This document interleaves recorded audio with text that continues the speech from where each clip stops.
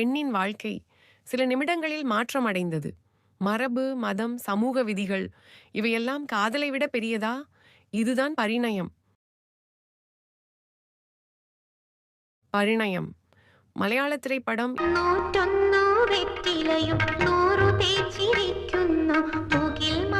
20ஆம் நூற்றாண்டின் ஆரம்ப காலத்தில் கேரளத்தில் நம்பூதிரிகள் தங்கள் உயர்சாதியை காக்க பல வழிகளை கண்டார்கள்.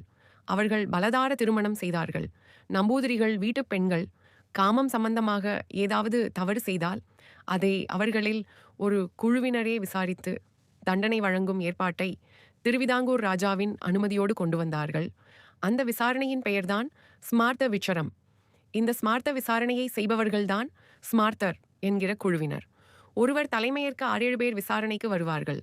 அந்தர்ஜனம் என்றழைக்கப்படும் நம்பூதிரி வீட்டு பெண்கள் தவறு செய்தால் அவர்களின் தந்தை இந்த விசாரணையை ஏற்பாடு செய்ய வேண்டும். பொதுமக்களின் கருத்து ஏற்கப்பட மாட்டாது. 6 நிலைகளில் இந்த விசாரணை நடத்தப்படும். நம்பர் 1, தாசி விசாரம். தாசி விசாரம் என்றால் குற்றம் சாட்டப்பட்ட அந்தர்ஜனத்தின் வேலைக்காரி விசாரிக்கப்படுவதின் பெயர். நம்பர் 2, அஞ்சாம்புரை இலக்கல். அஞ்சாம்புரை இலக்கல் என்றால் குற்றம் சாட்டப்பட்ட அந்தர்ஜனம் பெண் ஒரு குடிசையின் கீழ் தனிமையில் வைக்கப்பட்டு அவருக்கு எதிரான சாட்சிகள் திரட்டப்படுதல். நம்பர் 3, ஸ்வரூபம் சொல்லல். ஸ்வரூபம் சொல்லல் என்றால் தவறு செய்த பெண்ணை குறித்து ராஜாவுக்கு எழுதி ஸ்மார்த்த விசாரணைக்கு ஸ்மார்த்தனும் குழுவும் ஏற்பாடு செய்வது. நம்பர் 4, சாதனம். சாதனம் என்றால் ஸ்மார்த்தன் அந்தர்ஜனத்தின் உடல் பாகங்களை கண்டும், அதாவது உடலில் காயங்கள் அல்லது உறவுக்கான அடையாளங்களை பார்த்தும் விசாரணை செய்தும் உண்மை கொண்டு வர அதற்காக சிறு தண்டனை கொடுக்கவும் அவர்கள் அழைக்கும் பெயர். நம்பர் 5, தேக விசேதம். தேக விசேதம் என்றால் விசாரணையில் குற்றத்தையும் அந்தர்ஜனத்தோடு உறவில் கலந்த ஆணையும் கண்டுபிடித்த பின் அந்தர்ஜனத்தை சாதி விலக்கி வெள்ளை உடையை நீக்கி தெருவில் நிறுத்துவது. நம்பர் 6, சுதபோஜனம். சுதபோஜனம் என்றால் குற்றம் சாட்டப்பட்ட அந்தர்ஜனம் தவறிழைக்கவில்லை என நிரூபணமானதால் நடக்கப்படும் விருந்து. ஸ்மார்த்தர்களும் இதில் கலந்து கொள்வர். இவை வரலாறு. இனி பரிணயம் கதைக்கு வருவோம். சாமஜ சஞ்சாரிணி. நடிகை மோகினி நாயகி. நாயகியின் பெயர் உன்னிமாயா. உன்னிமாயா கிழக்கேடத்து மனை என்கிற படிப்படி உள்ள தரவாட்டை சேர்ந்த ஒரு அழகான இளம்பெண்.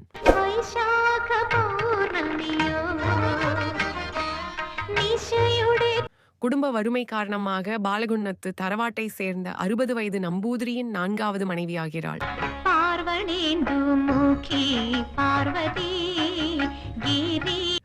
நம்பூதிரி இறந்துவிட இளம்பெண் உன்னிமாயா விதவையாகிறாள். நம்பூதிரியின் மூத்த மகன் குஞ்சுண்ணி. குஞ்சுண்ணியாக மனோஜ் கே ஜெயன். பழைமையை, பழைமையின் கட்டுப்பாடுகளை, பழைமையின் மூட நம்பிக்கைகளை எதிர்க்கும் நவீன இளைஞன். முதல் மனைவி முன்பே இறந்துவிட 3 மனைவிகளோடு வாழ்ந்த நம்பூதிரி 3 மனைவிகளையும் எந்த ஆசாபாசம், ஆடல் பாடல், வெளி உலகம் தெரியாமல் பூட்டி வைக்கிறார். இதை எதிர்க்கிறான் மூத்த மகன் குஞ்சுண்ணி. மாதவன் வினீத் ஒரு ஏழை கதகளி நடன கலைஞன்.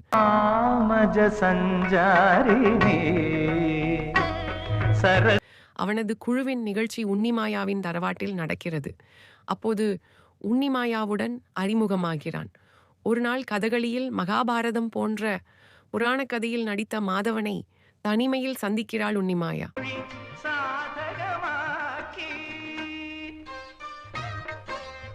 அவனின் கலை அவளை தூண்டுகிறது. அத்தோடு இளமையும். உன்னிமாயா அந்த வண்ணக்கலவையிட்ட மாதவனின் முகத்தோடு கலந்து விடுகிறாள்.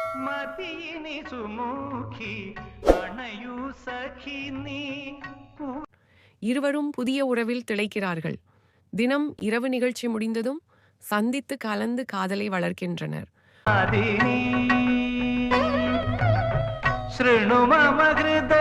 அவர்கள் கலந்த காதலின் சின்னமாக அவள் கர்ப்பமாகிறாள். கர்ப்ப விஷயம் மூத்த நம்பூதிரிக்கு தெரிய வர சந்தேகப்பட்டு அவர் ஸ்மார்த்த விசாரணைக்கு அழைக்கிறார். ஸ்மார்த்தர்கள் தனிமை சிறை போன்று அறையில் அடைத்து விசாரணை செய்கின்றனர். உண்மையை வெளியில் சொல்லாத உன்னிமாயா மாதவனை சந்திக்க முயற்சிக்க கோழை மாதவனோ தன்னை காட்டிக் கொடுக்க வேண்டாம் என கெஞ்சுகிறான். நொறுங்கி போகிறாள் உன்னிமாயா. பாவம், அவளும் தரவாட்டு சிறைவாசிதானே.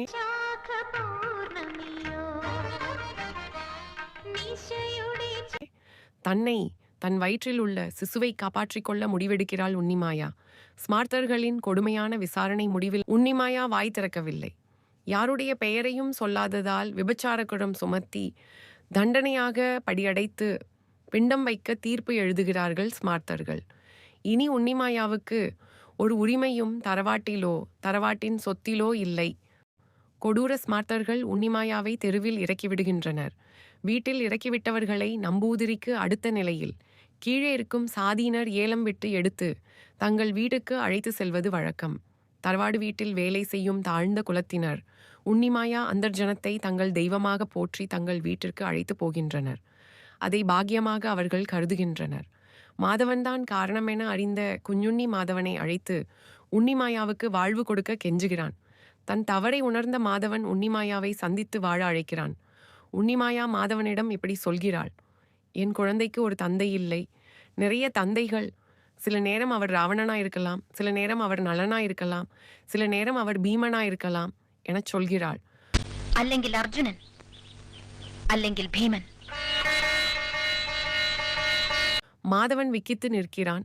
கதகளியில் தேவருக்கு ஒரு நிறம், அசுரருக்கு ஒரு நிறம் என வண்ணசாயம் பூசுவார்கள்.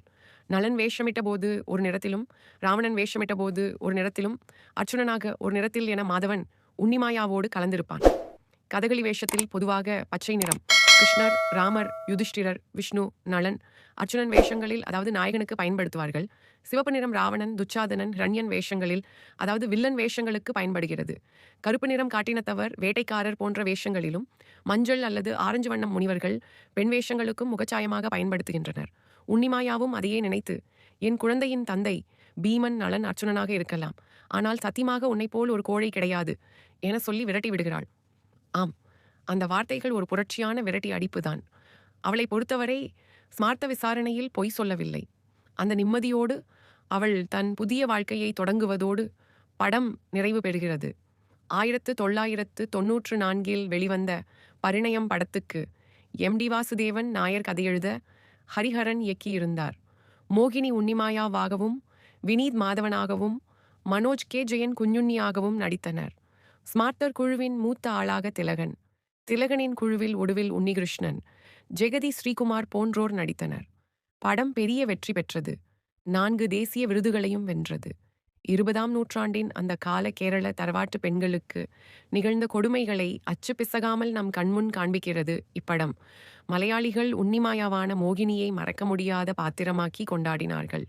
மோகினிக்கு தன் திரையுலக வாழ்வில் மறக்க முடியாத முதல் தர பாத்திரம் பரிணயம்.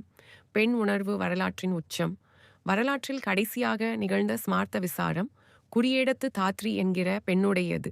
இதில் இப்பெண் மேற்கொண்ட புரட்சி நடவடிக்கையால் இம்முறை ஆங்கிலேயர்களால் நிறுத்தப்பட்டது என்பதுதான் விசேஷம்.